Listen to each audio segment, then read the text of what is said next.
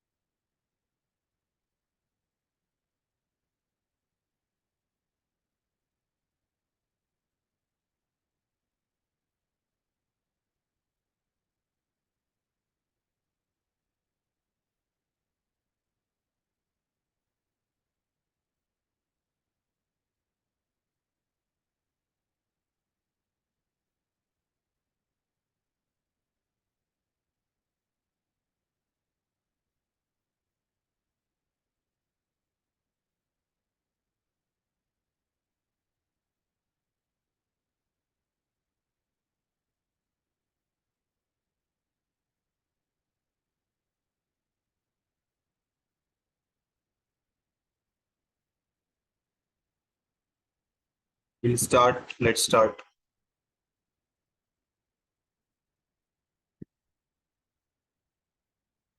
I hope you can see my screen right now.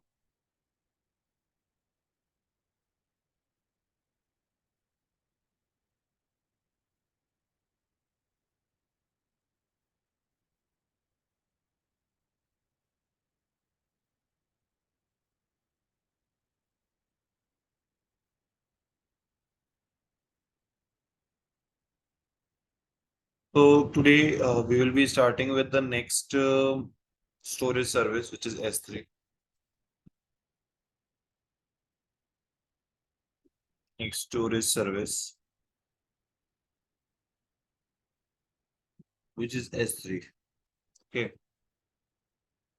So when I say S3, it's another type of storage service which is being available in AWS. So S3, the full form of S3 is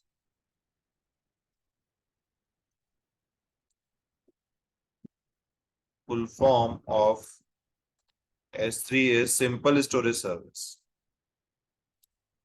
Please take a notes. Simple storage service.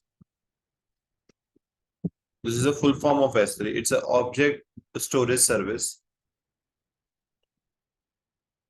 It is an object storage service which provides scalable, secure, and durable cloud storage. It is a object level storage service that provides scalable, secure, and durable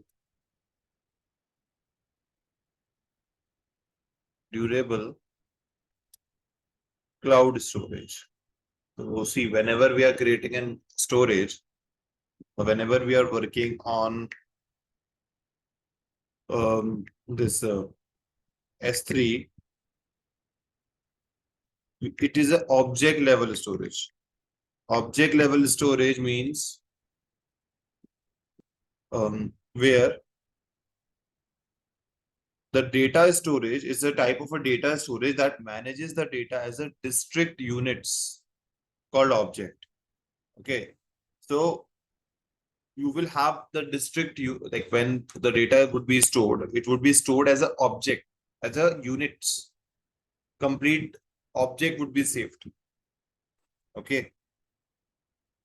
So in the object, you have data, metadata, unique identifier, everything. So a complete object, a file is an object. Should be managing and like it will be uploaded via as an object level storage itself. Now,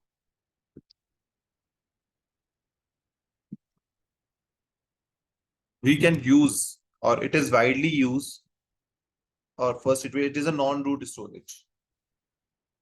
It is a non-root storage. Non-root means you cannot upload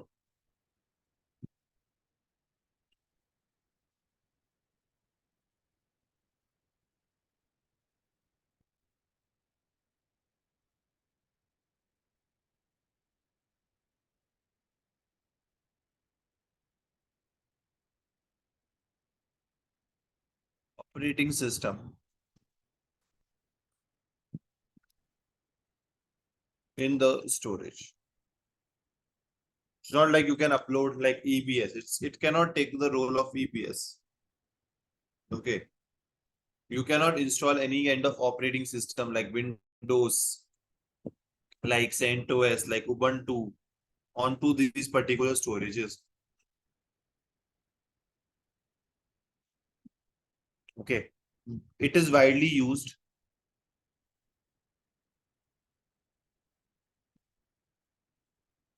for data backups.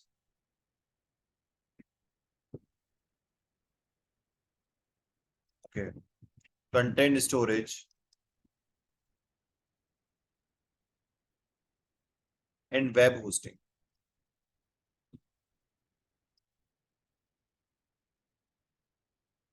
So majorly you can put up your data backups, content storage, you can set up some logs. So what you can even do is, I will take one of the examples. So when we were working for Netflix, what we were doing was there was an EC2 machine. Okay. And there was S3. S3 is always denoted with the bucket. Okay. So we even call it as a S3 bucket.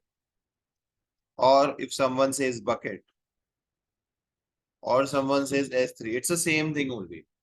So what we were doing, all the web series, even in Adureka also, or even like most of the places, we have a bucket, and inside the bucket, the files are present up. You can see web series, movies are present in the bucket. Similarly, in Adureka website, in Adureka also, if you see the recordings, no, it's actually present in the S3 bucket.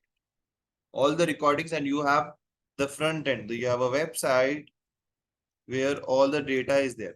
Now, whenever you access it, you are actually accessing the content which is there in the bucket. So in this is a one of the major thing, one of the major benefits, because again, if you are putting all these web series, which is a huge data, it could be like more than 100 or 1000 terabytes of data would be there. In Adureka itself, it would be more than 1000 terabytes.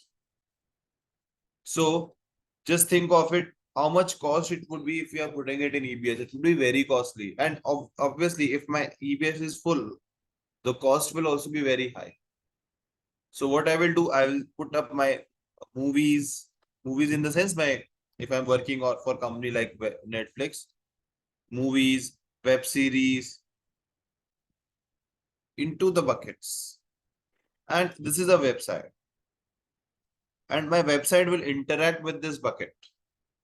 And here I will see the content. And when I click on it, let's say I want to see Friends web series or Big Bang web series or any other XYZ web series. Okay, it will be really, you will like you will be able to access it from here, and actually the file which will open would be present in the bucket itself. So there is no overutilization which is happening on the EBS. My website will always be fast, and I have a separate resource where I'm keeping the content. Okay. Are you understanding? Please confirm yes or no.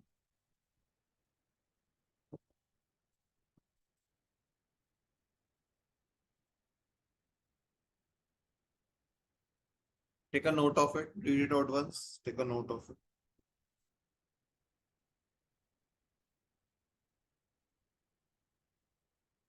You can write it in your language if you're writing it up. The thing which I've, this is little, this thing which I've explained, this is really used in a lot of places right now.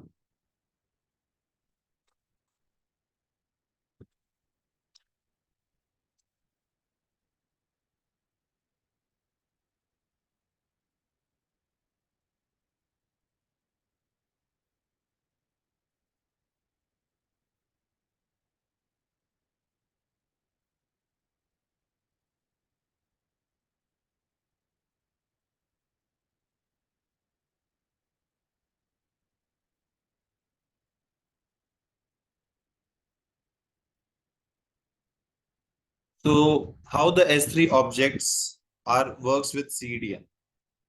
Okay, so see, S3 objects work seamlessly with the content delivery network. Like you can use Amazon CloudFront. Uh, okay, so how they can work together? So if we set up, if like if I use S3 as an origin server, okay, in this what we can do, we can like S3 bucket act as a origin where all the content like images, video files, static web pages are stored. We can upload the object to the S3 bucket and the CloudFront is configured to retrieve this content whenever user request is. Okay. And also we can use it as a CloudFront distribution as well, where CloudFront is being used as a CDN layer.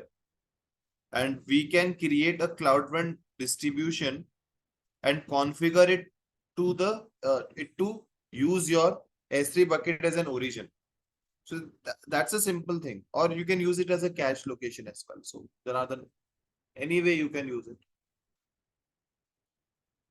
Personally, I don't use CDN on S3. Like we generally do not use it because this is a type of setup 99.9% of the times is being used.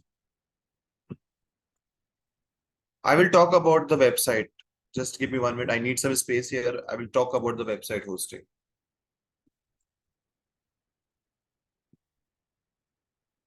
Yeah, we can use it. I'm not telling you.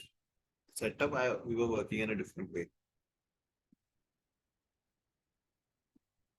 What is why EFS is not being used for storing such data? See, EFS is comparatively much more costly.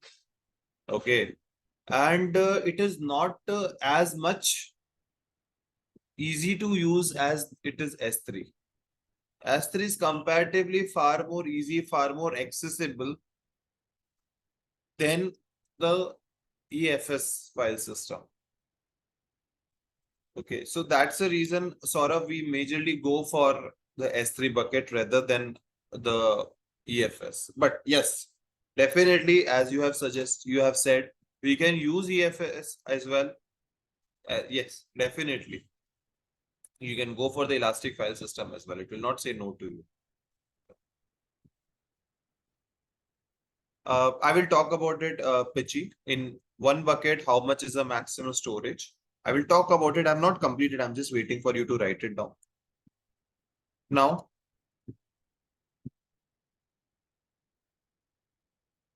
we can also host static website on S3 bucket. Static website is a website which does not have any database. There is no interaction with the database like a business website which does not have any database. Okay, like like some web server. Okay, or some web server is there, or not web server, a business website, like a business website, simple HTML based website,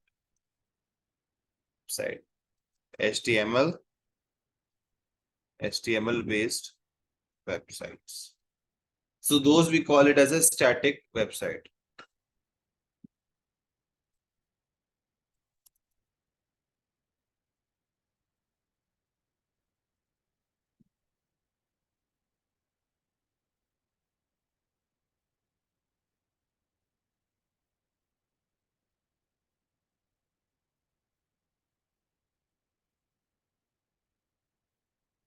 Now,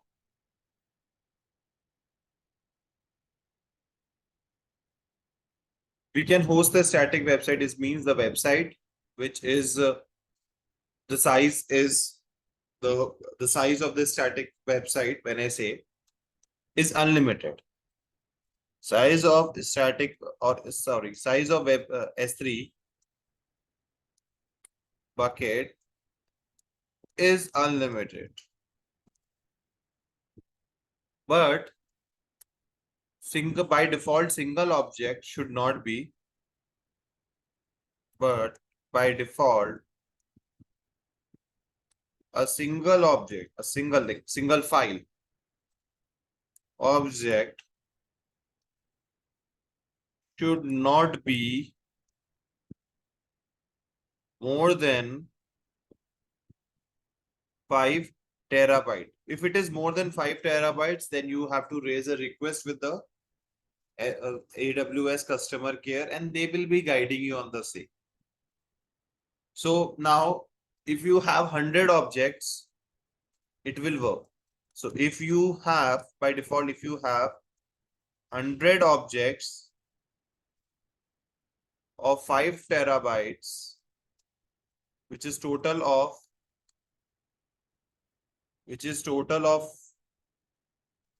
500 terabytes in same bucket, it is fine. It is fine. But if you have a single object of 500 terabytes,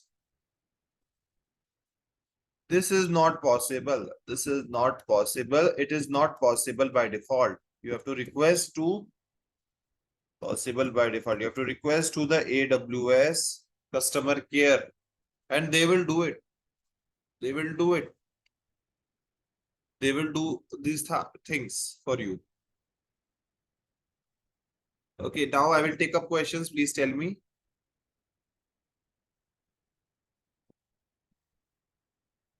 Does it mean that website is hosted and the main content is in S3 or I can have the supporting files though in the S3 bucket. Website would be hosted on EC2 and the files like the video files, if it's a OTT platform, that could be present in S3 bucket. If I take an example of Netflix, the web series which you will see, okay, the web series are actually present in S3.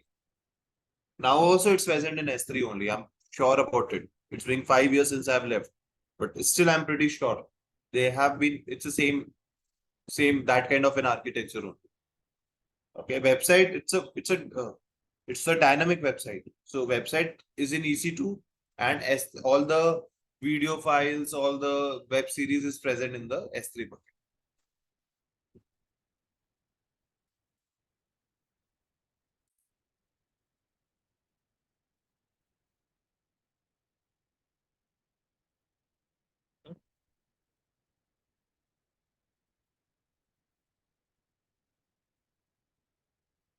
Okay,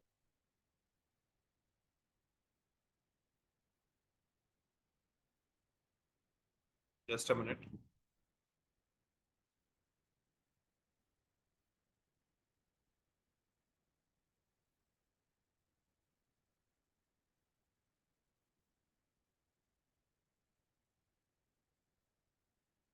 Now, the next question is how many method exists to upload the object? Is there any size limit? Ravi, I have just now answered that question on the sheet which is there in front of you. Uploading could be from the command line interface also, or it could be directly also. Anything is fine. Okay.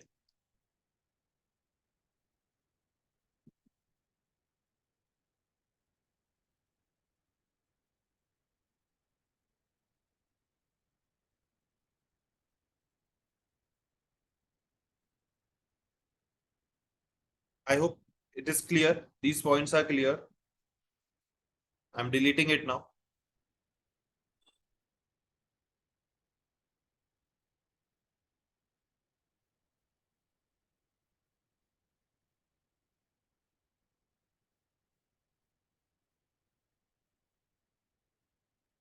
Now, when I talk about, please take a note of it. These notes I'm creating in a way that you can utilize it on your day-to-day activities.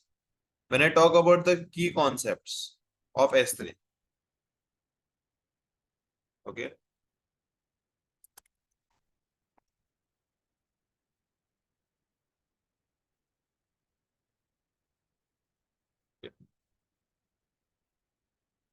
Regarding guys, I will enable everyone, but the problem is yesterday, I think one of you have raised a issue and the complaint with Ad Eureka.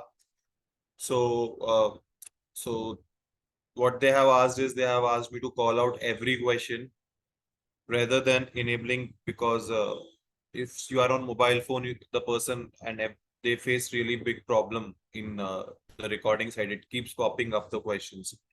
So for one day, allow me. By Monday, I will enable it, but today they will be checking it up. So they will again ask me, okay, whatever you are putting, they are being checked very closely. So for today, just give me like, please adjust it in this way. I will be calling out every question. I will not miss out. I will call out every question. I will first I will say the question and then I will tell the answer. Okay. Only for today, please adjust in this way.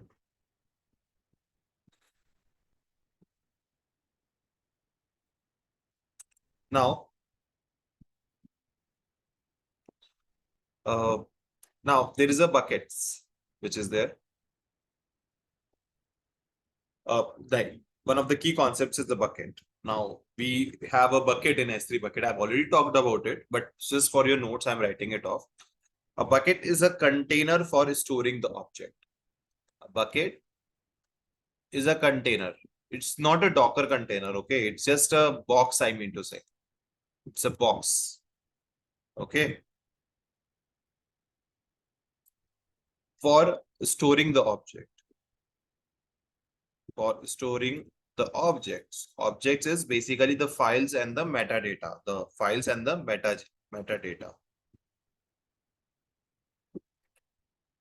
Now, each bucket has a unique name and store any kind of or any number of object. So each bucket, one thing you have to remember, each bucket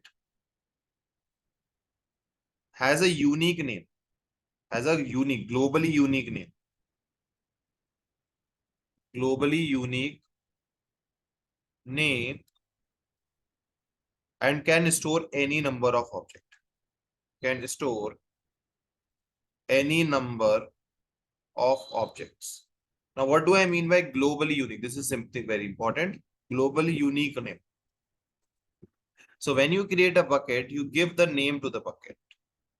Whenever we create a bucket, we give the name to this bucket, S3 bucket. Whenever we create it, we give it a name.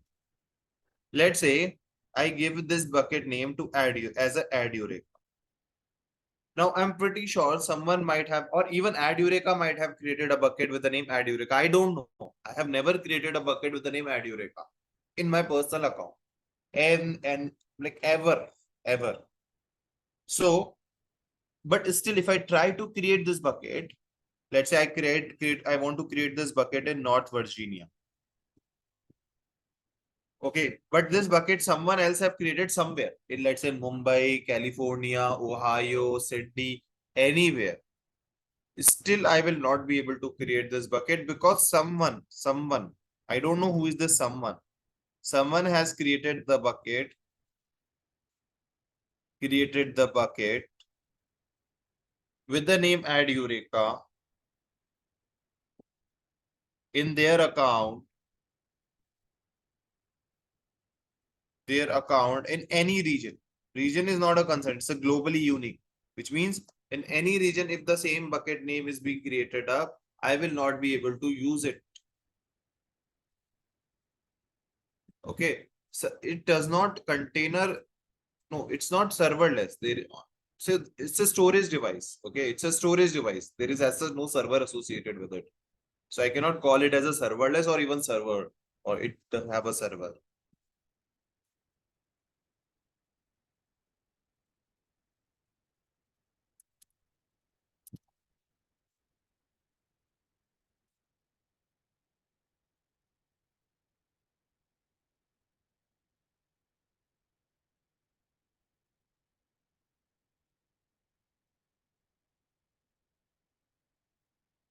Are you getting it? Please read it out once and tell me if you are able to understand this point.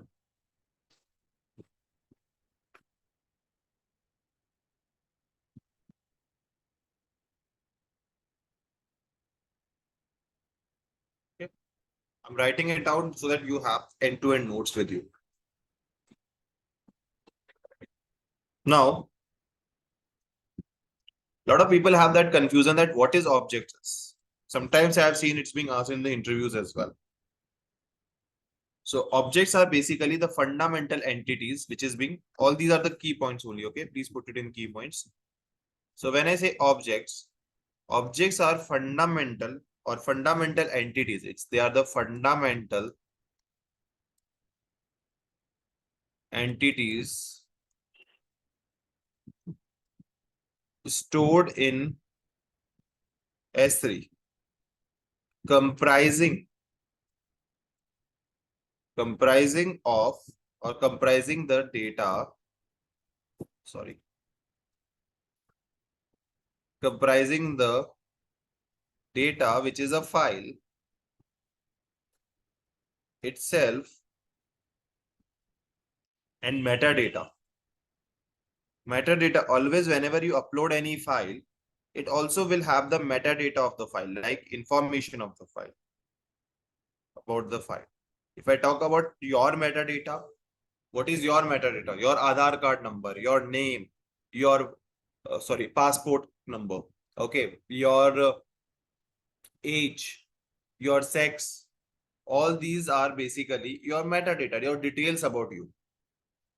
So whenever you upload any file, it is being uploaded, it has its data, like for example, what's the size of the file, what is the extension of the file, okay, what exactly is when it was uploaded, and all those stuff, when it was uploaded,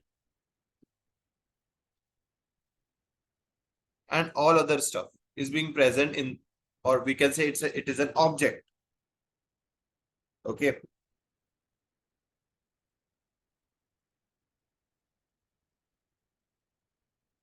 Then we have regions. So buckets are created. Buckets are name is globally unique, but you can create a bucket in some specific regions. So buckets are created in a specific AWS region. In specific AWS regions to reduce latency. Now, what is the meaning of to reduce latency? What do I mean by reducing latency? So suppose, let's take an example. You are owner of a company, let's say named Flipkart. Those who are not aware of Flipkart, it's one of the India's leading e-commerce company, one of the top e-commerce company of India. Now, most of the people are from India, so I can assume that 80% of visitors are from India only. Are from India, from any part of India. Okay. Now in India, I have two data center. One is in Mumbai and second one is in Hyderabad. It's a new one. Hyderabad is completely new. Mumbai is very old. Now, and you have other data centers also. Now, what would be your preference? Will you be uploading or you will be creating a bucket in Mumbai or Hyderabad, or you will create it in North Virginia for the company like Flipkart? Where you will create or where you will be creating a bucket?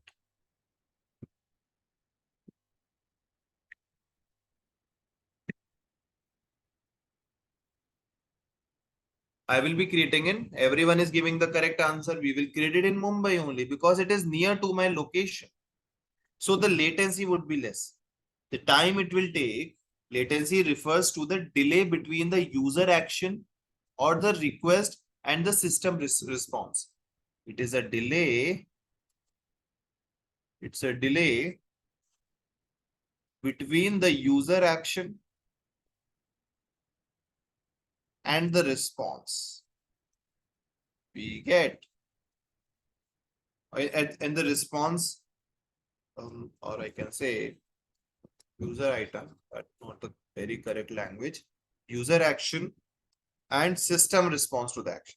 That would be the correct word. System response to the action.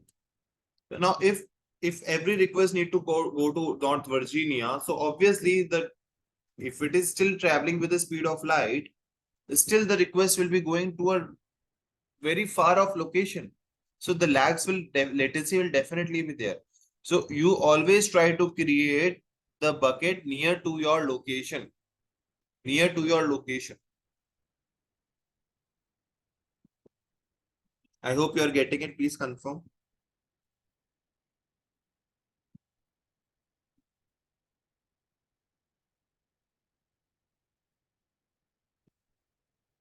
Any questions you have? Any questions you have?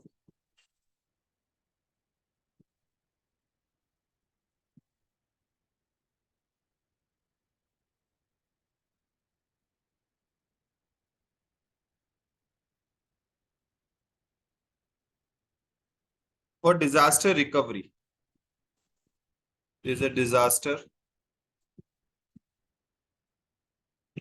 recovery. Now I can say there is a concept. I will be covering all this concept. There is a concept known as cross-region replication. Cross-region replication. Okay. In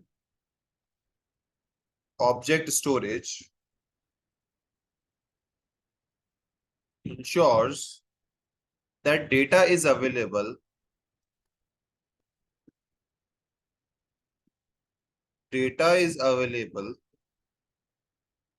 and is recoverable in case of disaster. In case of disaster. Okay. So what we do here is, let's say there is a bucket. There is a bucket, let's say you have created in North Virginia, where you are uploading the objects.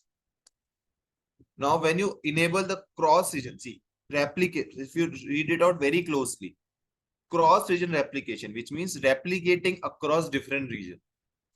Which means, let's say, if I have created a bucket, another bucket, it could be in another account or same account, same region also, or same account, same account, different region also. This bucket could be anywhere. So whenever I'm uploading anything here, it's asynchronously, it will be copied to here. Like it would be acting as a source, and this would be acting as a destination. So in real time, the data, the objects which are getting uploaded in the source bucket would be the objects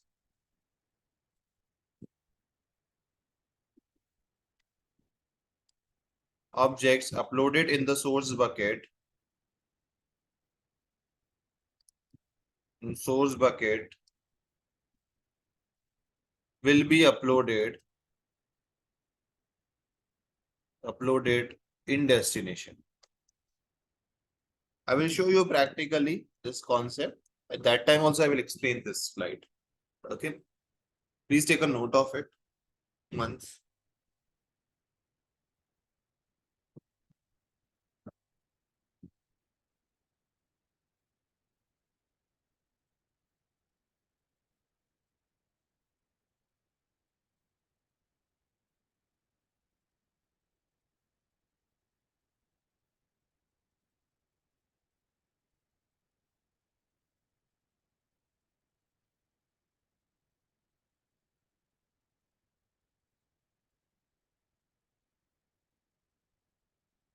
Is it cross-region replication? Yes, CRR. CRR.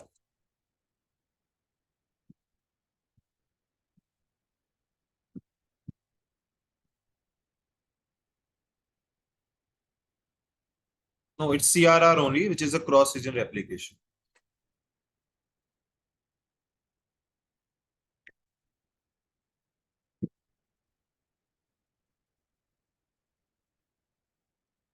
I think with SRR, Roshan, you meant to say service request rate. It has nothing to do here. Okay, it's CRR, which is a cross replication, cross region replication.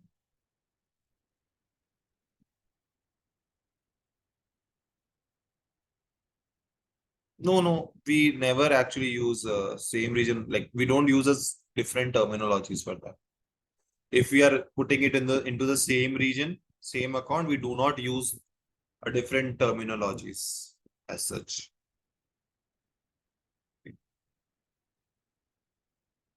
But yeah, if you want to use, you can use it. Same region replication is also can be used. But this is just a terminologies.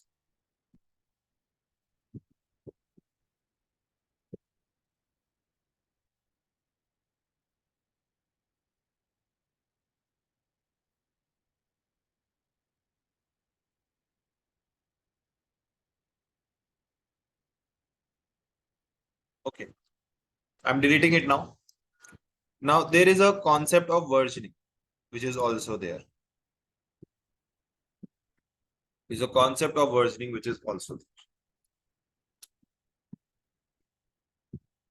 Okay, I have some questions. Let me first take up those questions.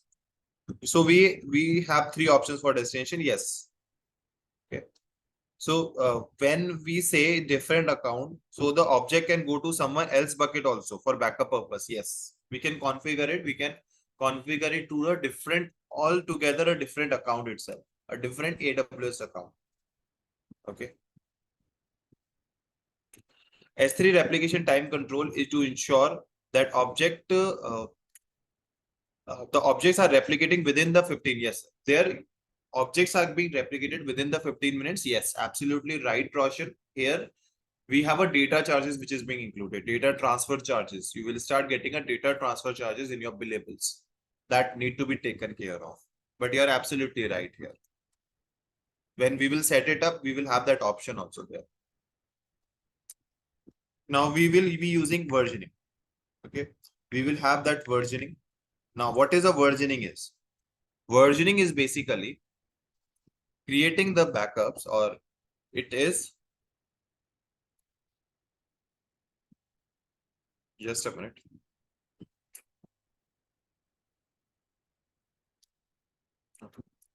So versioning is basically, it's a practice of managing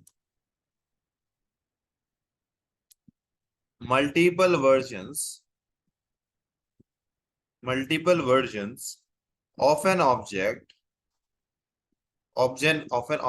file, or whatever we are going to upload. Okay, resources over the time.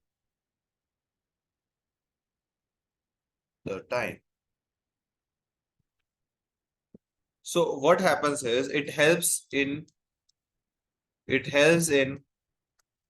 accidental deletion or overwriting writing of objects in S3, but your billable would be just doubled. Okay, S3 bucket. Now here what happens is, see, you have a S3 bucket. You have a S3 bucket. You have some files inside this S3 bucket. You have an S3 bucket.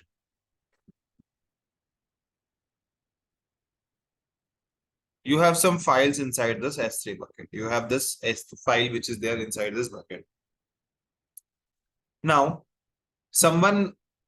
you have hired an intern to whom you have given the access of this S3 bucket. Now, someone that had intern deleted this file. By mistake, this intern deleted this file, and you will not have any option to get back this file again if it is deleted. But if you enable versioning, it's like a recycle bin of your laptop, of your Windows machine. If you delete this, or if you have enabled the versioning, what will happen is there is a versioning area. Easy words when I say it, there is a versioning area where their version of that file would be present. Okay, from where you can restore that object. You can restore that object again. So you can restore that object, and object will be again coming back to your, I can make it a separate area. So object can again be coming back to your S3 itself. So it's like it ensures that to avoid like if there is an accidental deletion or even overwrite happens, there is a new version which will be created up. So if that override is done by mistake, I can go back and get back my previous version of the object. Okay. Are you understanding? Yes or no?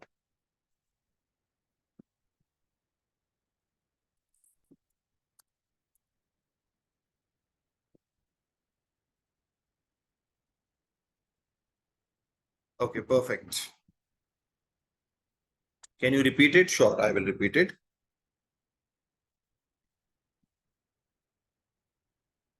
Now, see, let's suppose what happens. I will explain it very clearly. Okay, I'm just giving an introduction of these topics. Okay, I'm going to cover it for you separately. These topics will be covered separately. Right now, I'm just putting it as a notes for you so that you have at the end of the day, you don't face any kind of lags.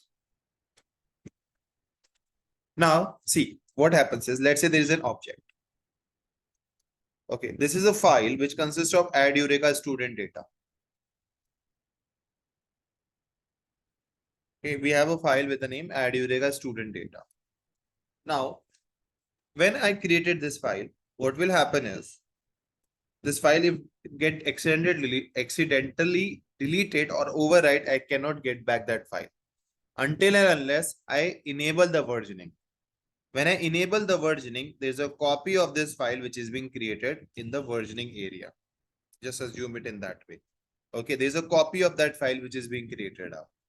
Now, if you overwrite this file, another copy of the file which will be created up where, okay, where this would be old version, this would be new version. This is, I can say version 1, this would be version 2. Okay. If let me explain you this part. Now, someone accidentally deleted this file. Add Eureka student data, which was really important. Like they hired a student only, and that student itself deleted the file. Now, how to get back that file again? Then they called you that how will you get it back? So what you said that did was you have already enabled versioning. So you have restored that file. There's a process of restoring. I will be covering it in the class, but yeah, you will restore that file. And as soon as you restore the file, it will get back. Okay. And then you have the file, your file would be restored back in S3. Okay. If there is an overwrite which happens, let's say you created a version 1 and it was an accidental overwrite. Someone updated add Eureka student data with latest movies, latest movies list. Now, as soon as that person upload the wrong file with the same name, there is a new version which will be created up, and this version, this V2 will contains the latest movies names list, and this version 1 will contains the add Eureka student data, the previous one. Now, again, this was a mistake happened. They called you. So what you did, you said, okay, fine. You restored the old object, the version 1, and you deleted this V2 from here completely. You deleted this V2 and this V1 would be restored. So now again, you have the old data.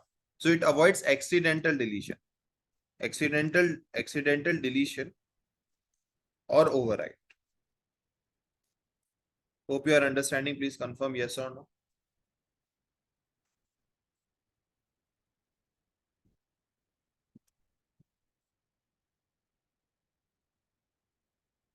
Okay. Okay. Now, anything which is left here, we have done almost all the things. No, you can, if there is an accidental delete, sorry, if there is a permanent delete, you cannot recover it. It's gone, so it's gone.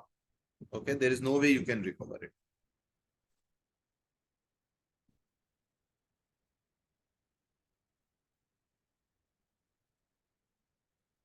Now,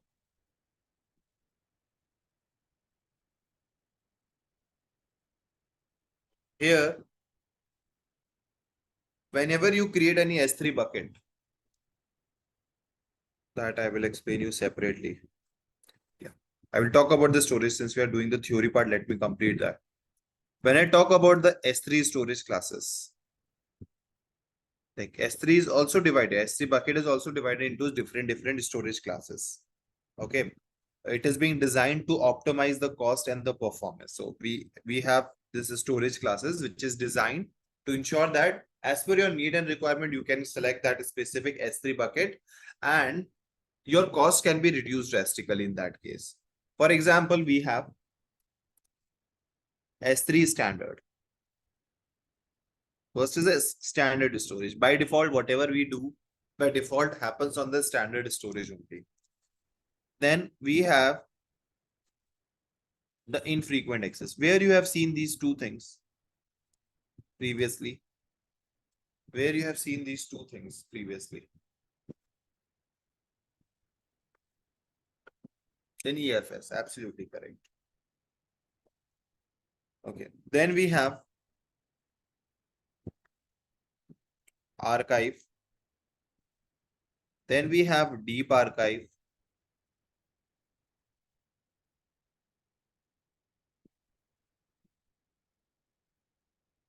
Then we have one zone. Okay. Then we have S3 Glacier. S3 Glacier is a type of S3 storage class. I can say, okay, fine. Okay. Then we have, here I will just replace it with S3 Glacier.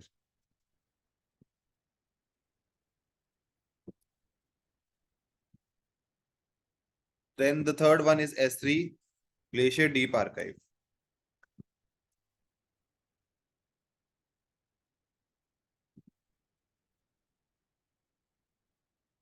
Okay. Then we have, anything I'm missing up? Standard, infrequent, S3 Glacier, S3 Glacier Deep Archive, one zone, and intelligent tier.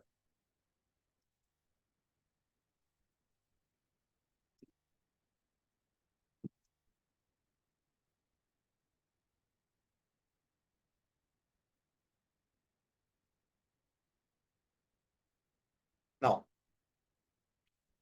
when I talk about the durability or when should I be using the standard one, first let me talk about the purpose. Okay. So, this S3 standard you will be using for a frequently accessed data or frequently accessed data. For frequently accessed data, you will be going for S3 standard. So here in the S3 standard, your pricing, your accessing cost is little less, your accessing cost is less, whereas your storage cost is more. You have to pay for both storage as well as accessing. One important thing I forgot to add up previously is you get 5 GB free. 5 GB storage is free in every account, which is there in the free tier. Okay. If your account is 1 year old, then you will not get any free service. Then the second one is infrequent access, IA. I can also call it as an IA. Now, what is this IA means? It is for the data that is less frequent, but needs to be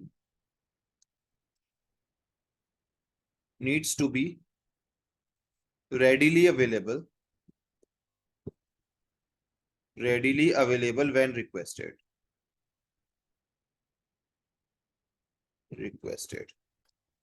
We have S3 Glacier, which is there. S3 Glacier is for long-term data archiving. So if there is some files or there is some object which you are not going to use it for really long time, then you can go for S3 Glacier. So it is used for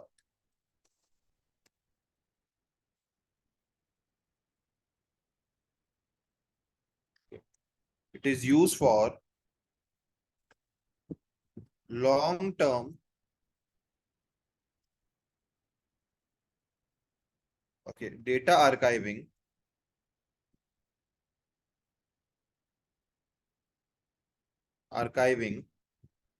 with retrieval time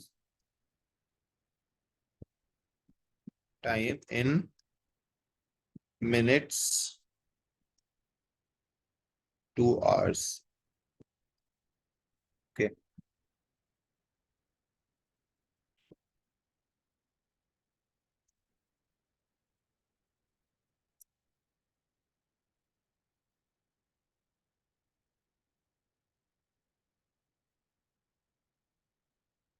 Now we have Glacier Deep Archive, which is there. Okay, it's like basically the lowest cost storage. It is designed, it is a lowest cost storage, and it is being designed for the data which you're not accessing it at all. So I can say it's a lowest cost storage which is designed for the data that is rarely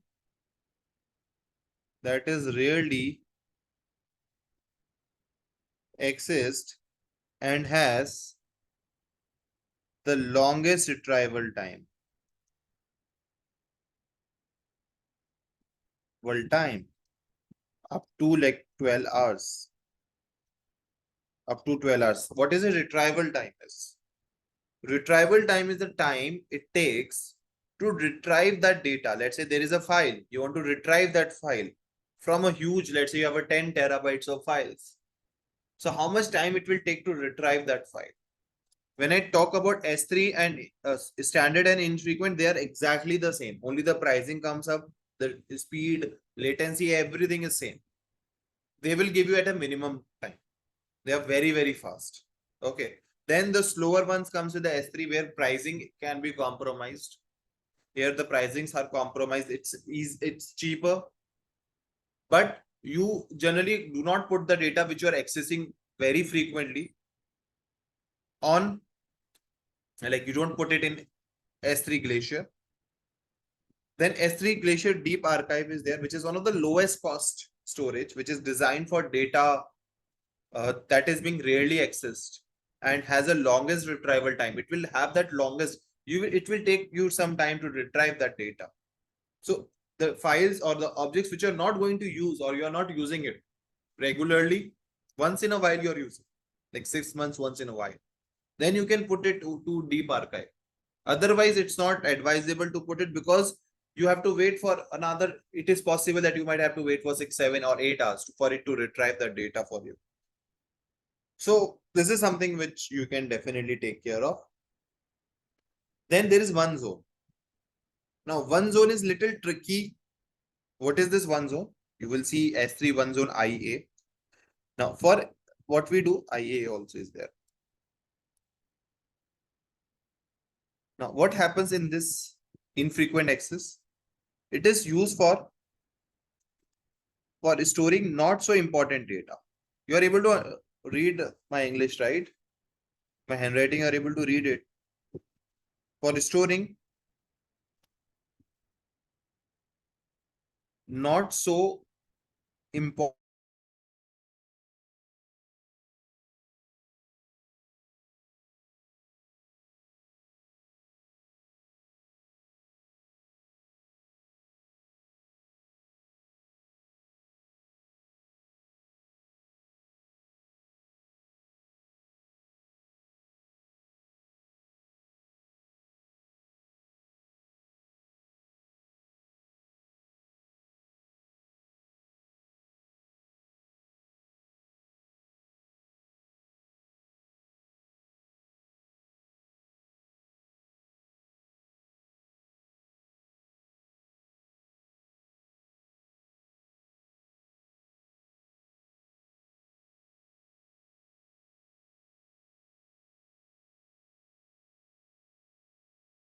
Hey guys, I'm really sorry. It just got disconnected suddenly.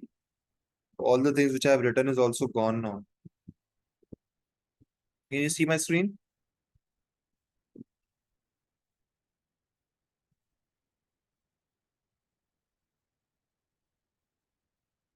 In these cases, no, I should actually use.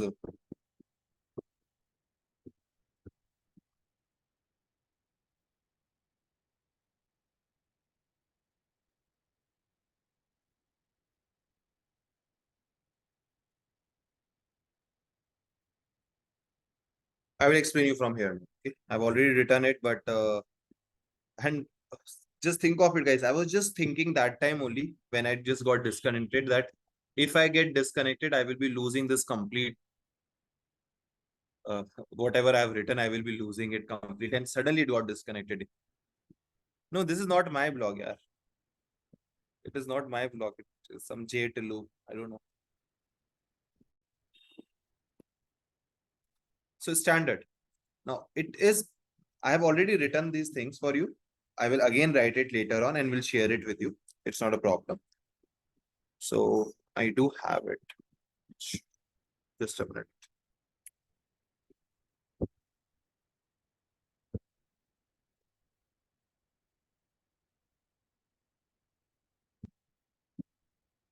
No.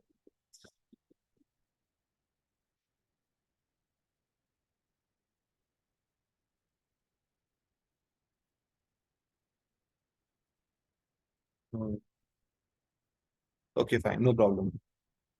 Now we have a standard one. Standard is designed for frequently accessed data. So since you're paying for both accessing as well as to save the data or accessing the data and storing the data, here the pricing for access is less. For accessing the data is less, but price for storing is more. Okay. Stores the data in 3 availability zone. Now, what do I mean by storing the data in the 3 availability zone? Okay.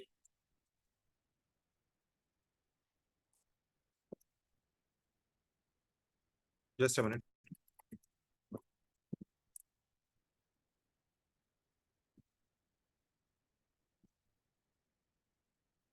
Now, what happens is AWS, whenever you create any S3 bucket, it creates, no, it's not about processing application.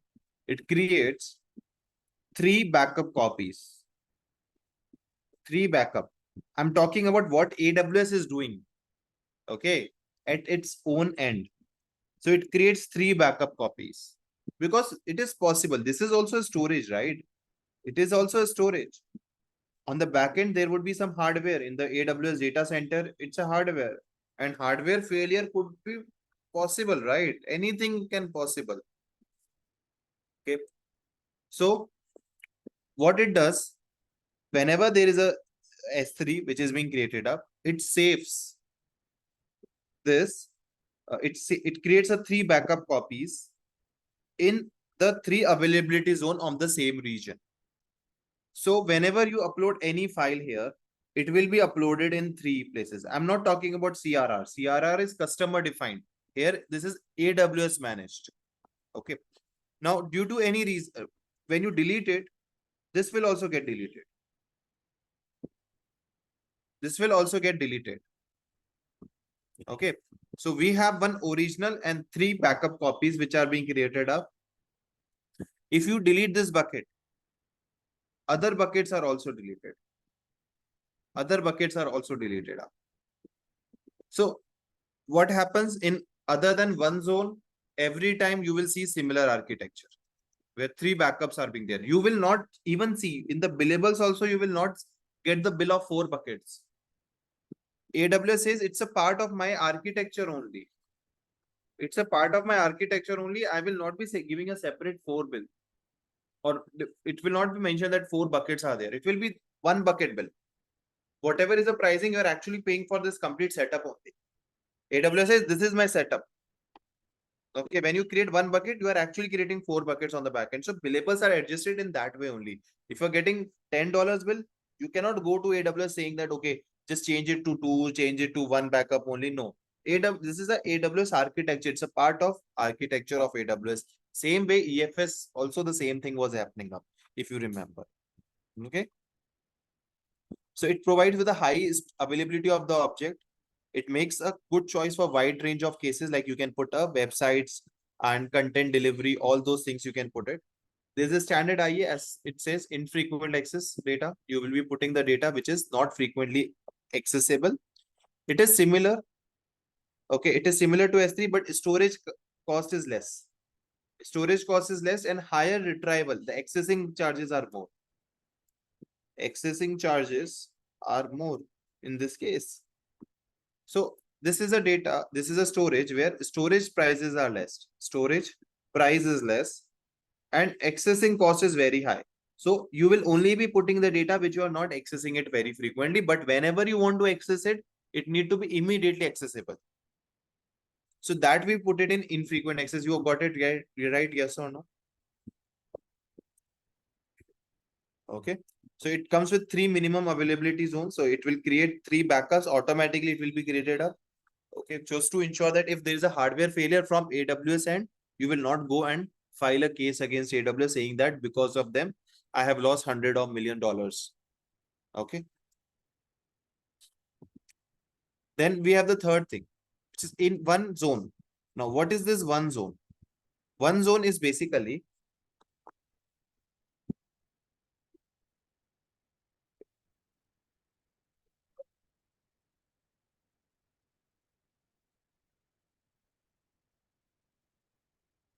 now, what is this one zone?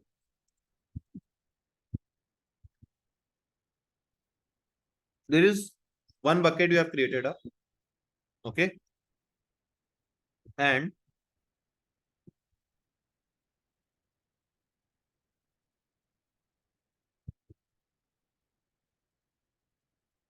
just a minute. Will we will we be charged for retrieval in the case of S3 standard? Retrieval means if the because of AWS issues, the hardware got failed and AWS retrieved that data for you. In that case, AWS will not be charging anything because it's a AWS mistake. Okay. But if you are retrieving your data via versioning, or if you are using CRR, in that case, the billables would be there because it is you. Okay, it might be your mistake. You are deleting the file. It's your mistake. So you have to pay for that. But if it's a AWS mistake, AWS do it for completely free. But till now, I have never seen this happening for anyone. So now, Amazon S3 one zone. One zone is one bucket is there. There is no backup buckets. So AWS, there is a service level agreement which is being signed whenever you use one zone. Service level SLL would be signed, which is a service level agreement, which says that if by chance, due to any hardware failure, okay, due to any hardware failure, this is lost. So AWS is not, you cannot go and claim AWS that you have lost your business because of it. They have given a separate option and your pricing would be 1/3 only. Your pricing, if earlier you were paying $30, now your paying would be 1/3 pricing only. So your pricing will be reduced, but you cannot put your very important data or your very important client data. Okay. Very important client data in the one zone. Got it? Yes or no?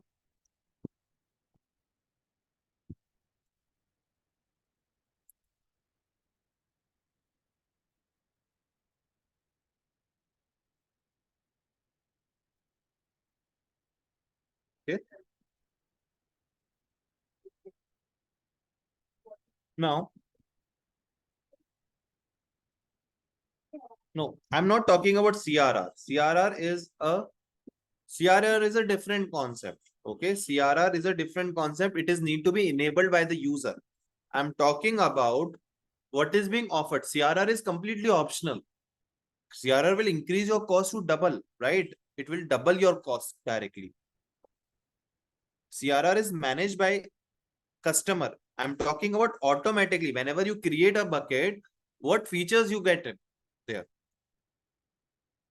Okay, if CRR is completely used by User only. CRR is cross-region replication, Ravindran. Just before that only I've explained it, no, in the theory part.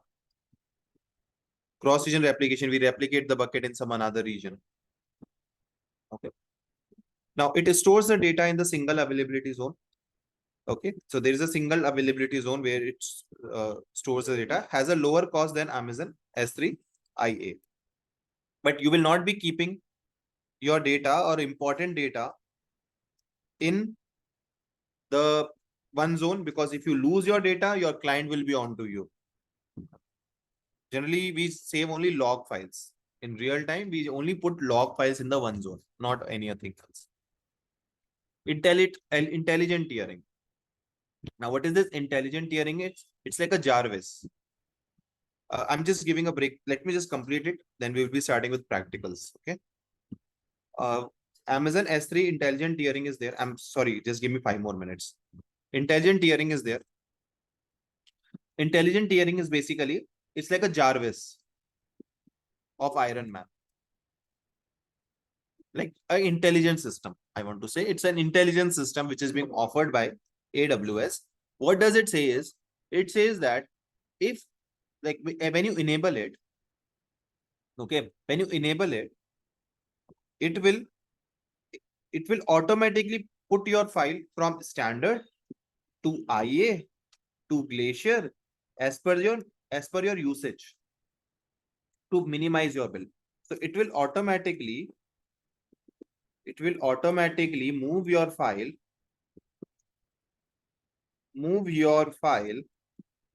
between different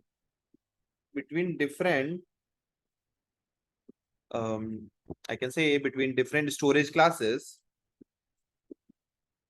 to minimize your bill, to minimize the bill. Are you getting it? Please confirm. Yes or no? Please confirm.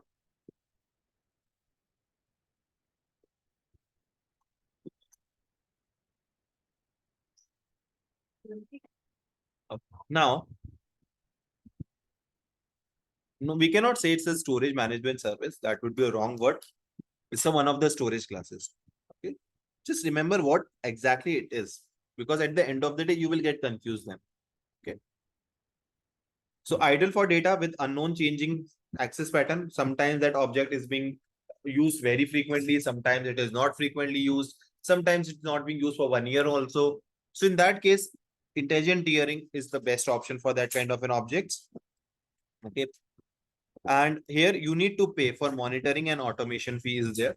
So around, it's not much, but yes, I can say 10% extra cost you will be getting. Okay, that is what you will be getting it up. You can read it out. I will give you that link. It's a really good document. Okay, whenever you want to read some document, you should go to this medium.com website. Okay, this Amazon S3 Glacier Instance Retrieval Archive. What is this? It works well for archive data that requires the immediate access. So what happens is, let's say we have a S3 bucket, which is there. Okay. It works well for archive data. Archive data is the data which you are not frequently using. And it requires instant retrieval. So it comes with the instant retrieval. Immediately you can retrieve the data. Okay. So it's basically divided into two things: flexible retrieval and deep archive. Generally, we use deep archive only. So we have this instant retrieval. So you will be putting the archive data, but you need it instantly. Okay. But I personally feel it's of no use. It's of zero use, because I will be using the IA in that case. IA will be providing you with the better services. So generally for deep archive, if you're working with, you will be going with the, like when you're working with S3, you can use the Glacier Deep Archive. Okay. It is the lowest cost object storage class. You have to remember this for your interviews. It is, you're able to retrieve the object within 12 hours. Within 12 hours, you will be putting it. So you have Glacier. Okay. S3 Glacier. One is Deep Archive, which is the cheapest one. It is used to save the data which you are not going to access, and it will take a long time to access that object because it is a very slow storage. Second one is S3 Glacier Archive, which is basically not a deep one, which is basically instant archive and flexible archive. Instant will give you the data, will access the data within seconds, within milliseconds. But it is exactly similar to standard IA. So as such, there is no reason where I should be using this. Anyone you can use it. It is exactly similar. But flexible, it is a, this is one I can use wherein it will take hours or minutes to retrieve, minute to hours. So the pricing will pricing will be less. So here, this will give you the lowest pricing, then it will give you the less pricing, but it would be little faster than the Glacier. And it is used to save the archive data. Are you able to get it? Please confirm yes or no.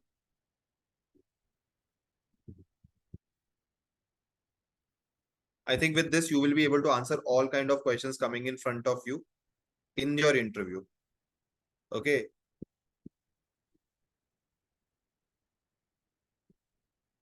Janardhan, you got it, dear, right? Like between yes, I can see one no. So that's why I'm asking.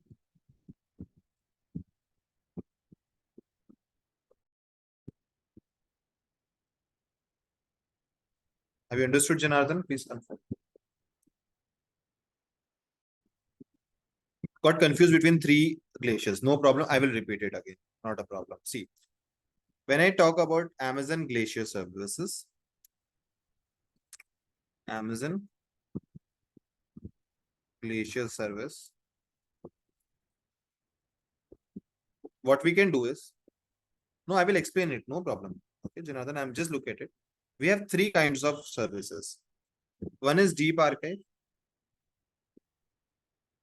One is flexible archive. And the third one is instant retrieval, I can say. And flexible retrieval. These are the archive service. Okay. You will save the data, which you don't have to use it very frequently. This was being introduced. Basically, it used to save, it's of low cost, but here you will be saving the data which you need to access. You need to save the files which you need to access immediately. Okay. It is similar to infrequent access, but the only difference which will come up is okay, then why do we have it here? Okay, then why do we have it here? In infrequent access, you will put the data which you will access like once in a month. Here, I will put the data. I will prefer putting the data, data or objects which I access once in a sorry, once, twice in 6 months. But I need it immediately. So it's an archive data only. But whenever I need it very fast. Flexible, where we will be able to retrieve the data. We will be able to retrieve the data in minutes or hours. Okay. So it's a flexible. Okay. Here it's a low cost. The third one is the cheapest one. Cheapest, which is there. Here it might even take it might even take 12 hours to retrieve the data. It's a it is the slowest one. It is the slowest one. Okay. Yeah. These are the 3 pointers which we have. You can take a note of it, take a screenshot of it. Not a problem. We have done everything, whatever can be asked in your interview. Okay. Anything, whatever can be asked in your interview, I have covered it for you. Okay. So I'm deleting it now and we can have a break. Or shall we just create a bucket and then we can leave wind up for the day? Anything is fine with me. Little early we can wind it up or we can have a break. Yeah, Roshan, please ask.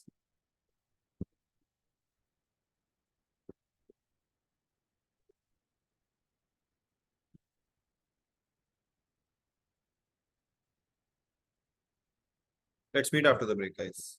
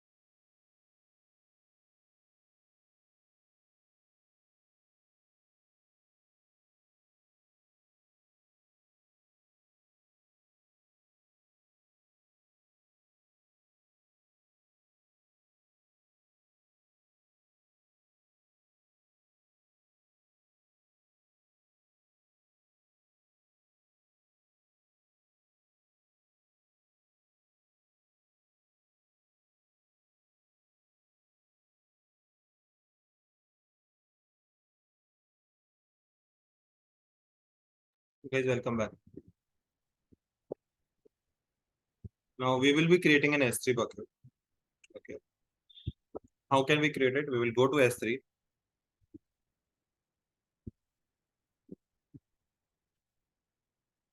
Here, everyone is there. Please confirm. We will go to S3 here itself. Before that, I will just give you the notes.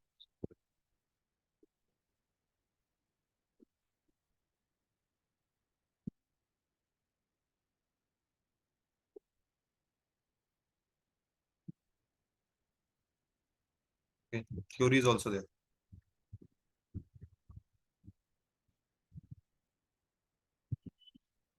Now, in this, you will see that these are existing buckets which are there. See, I have 39 buckets. You can create up to 100 buckets by default in a particular account.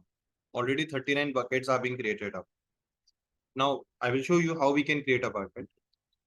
Okay, so you will be going and clicking on this create a bucket. You will be clicking on this create a bucket by which you will start creating a particular bucket. I will click on this create a bucket. Now, there is a two buckets or here first you see in the region. This is the region on which I am working on and this is the region where this bucket will be created up. If I go and change my region to Mumbai, this region will also change to Mumbai. But see, this region is also changed to Mumbai. But if you see the list of buckets, it will show you the all the buckets in whatever region. See, North Virginia, North California, Ohio, North California, North Virginia, Mumbai bucket. So here you will see the list of all the buckets, okay, which is present in this account. All AWS region is being mentioned here also. But when you create the bucket, whatever region you are into, the bucket will be actually located in that region itself.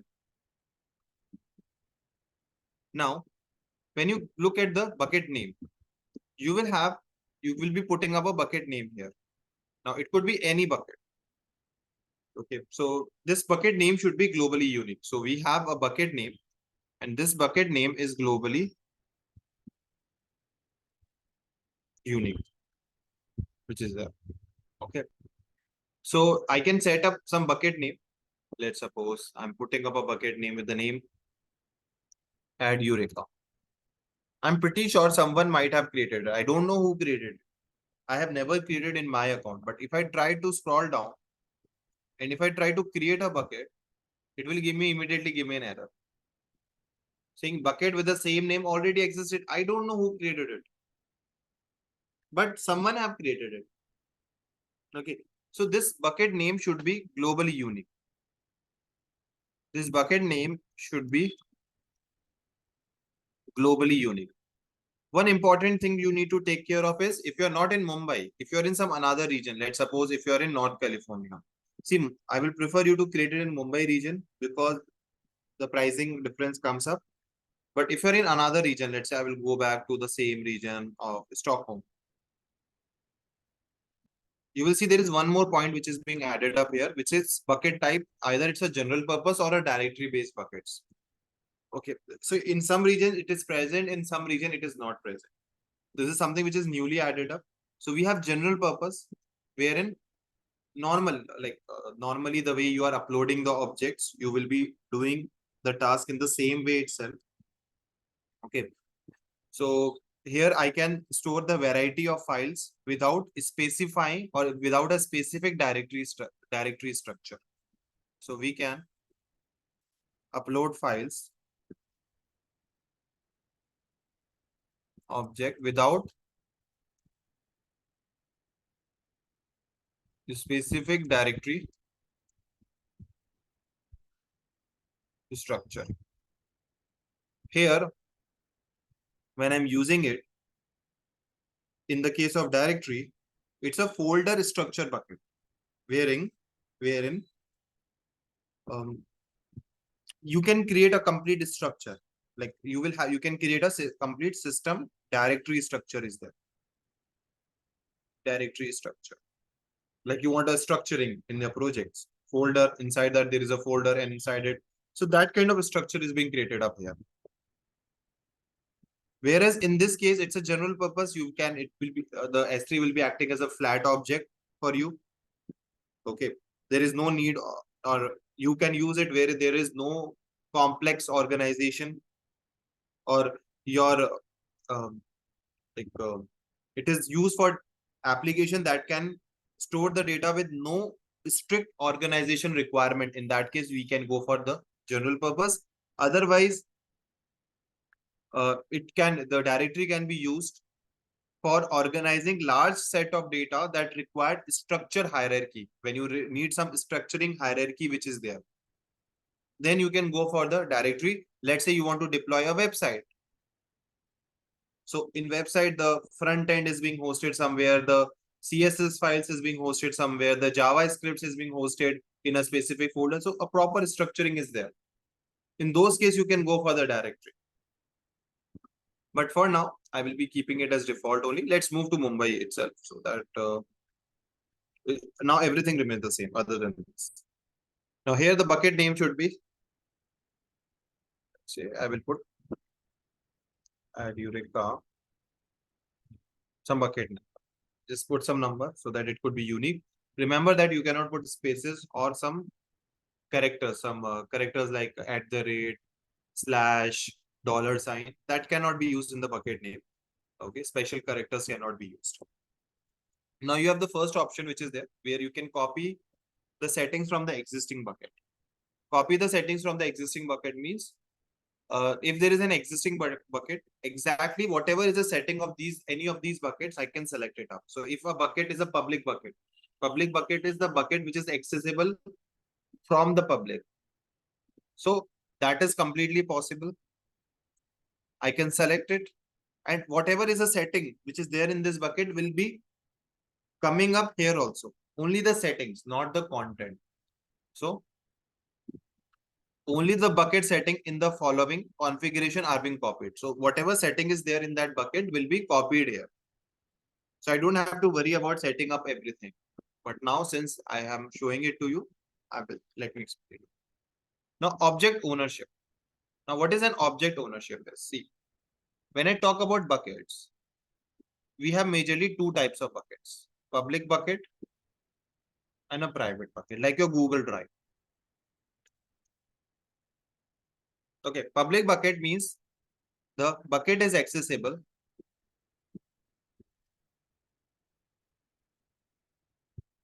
by public. Bucket is accessible by public. Public means the anonymous user who has the access to it. The bucket is accessible by public. It's a public bucket. Private is, it's a private bucket. Bucket is not being accessible. Bucket is not being accessible in any way. Accessible in any way.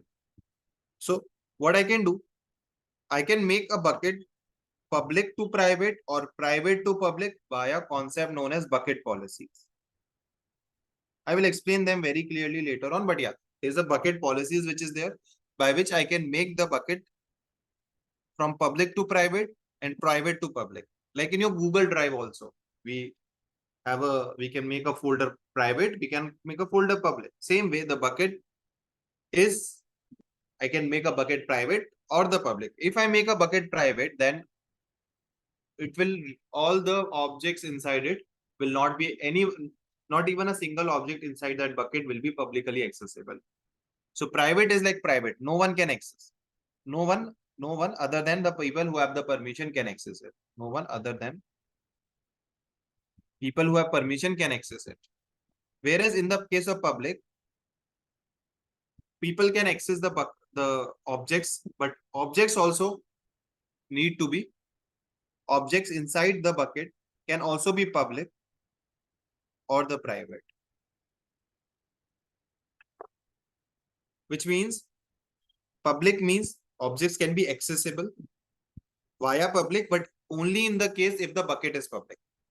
So object is accessible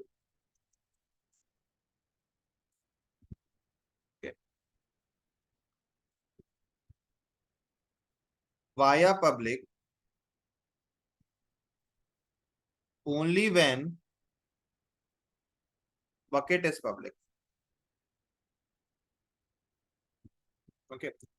Object is accessible via private only when bucket is private. So object is accessible, is not accessible in any case. If bucket is public or the private, it does not matter. If you are making an object private, it means that object will not be accessible. And here, if your bucket is private, then there is no concept of making object public or the private. But private means private.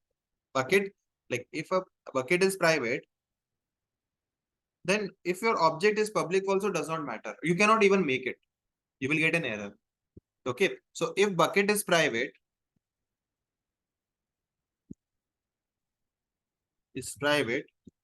then we cannot make object public or private. And this concept, no, by which we can make the object, we can change it from public to private or private to public. We can make from public to private or private to public, or public to private to public. We call it as ACL, access control list. You're understanding? To make bucket public to private to public, we use bucket policies. To make object public to private to public, we make ACL. Inside the bucket, we have object. So this is the bucket. Inside the bucket, you have object. Just assume it in this way, those who are getting confused here. Assume it in this way. Assume bucket as your house, as your apartment. Private means your apartment is locked. If your apartment is locked, this room cannot be accessed, right? You cannot enter inside your home because the apartment is locked. Public means apartment is open. If the apartment is open, you can access your room. Similarly, object, this is the room. Public means room is open. Private means room is locked. So if your home is open, then only you will come up here. But if your room is locked, then also you will not be able to access it. So that's a private. The object is not accessible. This is what I'm trying to explain. You got it? Similar to Google. So we have a question coming from David. Similar to Google Drive, is the object bucket accessible by who created the private or the bucket? Who is the main user? Yes, absolutely. But also we can give the permissions as well. That too is being possible. You understood? Please give me a quick confirmation here. If you're able to understand, please give me a quick heads up in the confirmation here.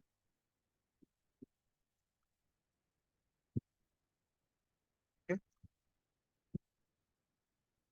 Okay. Please note it down. This is little important. Take a screenshot or guys, I personally feel we will not be able to complete creation of S3 bucket. Either we can wind it up today. We can compensate this 10-14 minutes in the next class because we will not be able to create it. I will have to leave it in between. Would that be fine? Like if we can wind up today and we can compensate this time tomorrow. Because again, we have 2 days off. So it will not make any sense to leave it in between actually. Yeah. And I feel most of you are going to the office. So that is what. Tomorrow we don't have class, no? Tomorrow is Saturday. Saturday, Sunday, we don't have classes in our. Yeah, we'll do it on Monday, right? Yeah, that would be a better option. Because we will not be able to complete it. We will left it in a half, and I don't want to rush up just sake of doing it. I could just simply create the bucket. It will be created up, but I don't want to show you in that way. I want to explain each and every point which is there.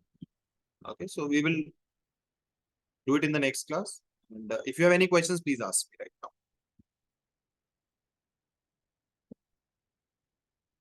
If you want to do some reference,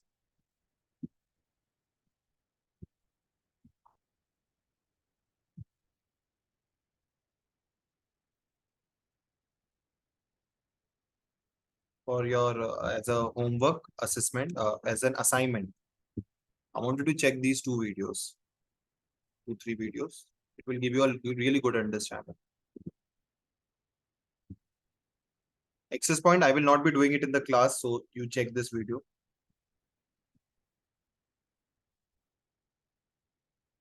Or I will share you this. 3 videos are there. or leave it. I will show you this part, but have a look at it once. I will show you. This is the channel which is there. My email address is this. Okay, guys, I will share you my LinkedIn profile in upcoming classes. Okay, because recently the trainer is being changed, so they are checking everything. It's not allowed to share the LinkedIn profiles to the candidates. So I hope you can understand. I will share you in the next week. They will let the things go little slow, like let settle down because the trainer was changed, no. So they are actually, because of the feedback issues, it was really big problem which came up initially. So that's the reason. I will give you in the next. I hope that is fine, right? My LinkedIn profile, you can attach, you can connect with me on LinkedIn. This is my email address. You can reach out to me on mail at any point of time. I will respond. Don't worry. Okay. Till the time I'm not sleeping, I will respond. So that is what will happen. I hope everyone is good. Any questions you have, you can tell me.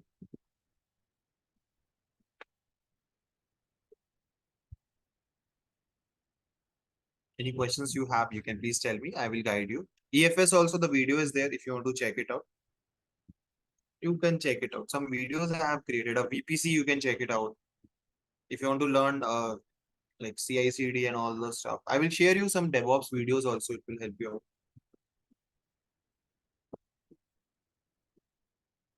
Thank you. Thank you. Thanks a lot. We're glad that you liked the class, guys. Really nice. You can reach out to me and I will also guide you. Any good trainings on Terraform? Right now, in the evening, I'm taking a Terraform classes.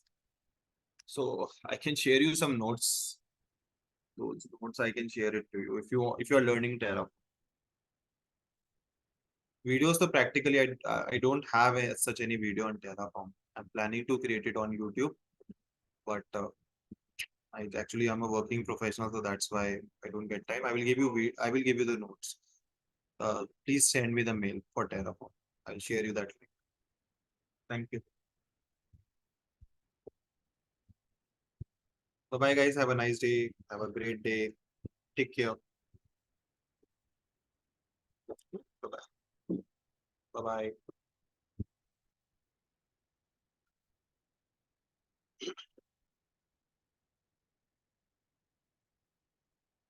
Terraform notes you wanted, let me share you right now.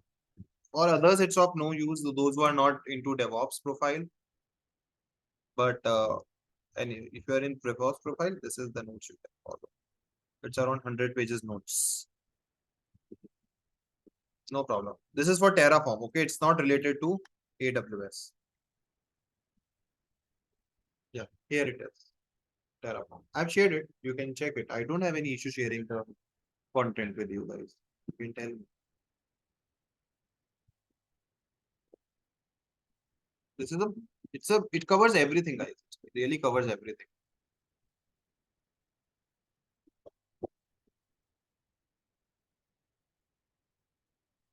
Thank you. Currently, this batch is going on for me in Terraform. So I'm taking it up.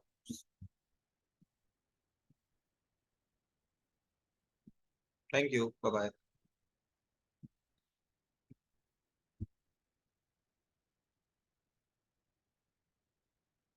It is used for CI/CD. No, it's an infrastructure as a code tool. It creates infrastructure in the cloud. Like I want to create EC2 machine. I'm right now creating it manually. With the help of Terraform, I can write a code to create. It's a complete coding. It's a coding. Complete coding is required. Everything functions and all these things are used in Terraform. CI/CD. CI/CD. I have to search it. Yeah, for CI/CD. No, for CI/CD end to end, I have to search it. Where? Rahul, just remind me in the next class. I will share it with you. Okay. Check out this Terraform meanwhile. It's a very advanced Terraform node. I'm taking the advanced. I take only advanced batches. Okay.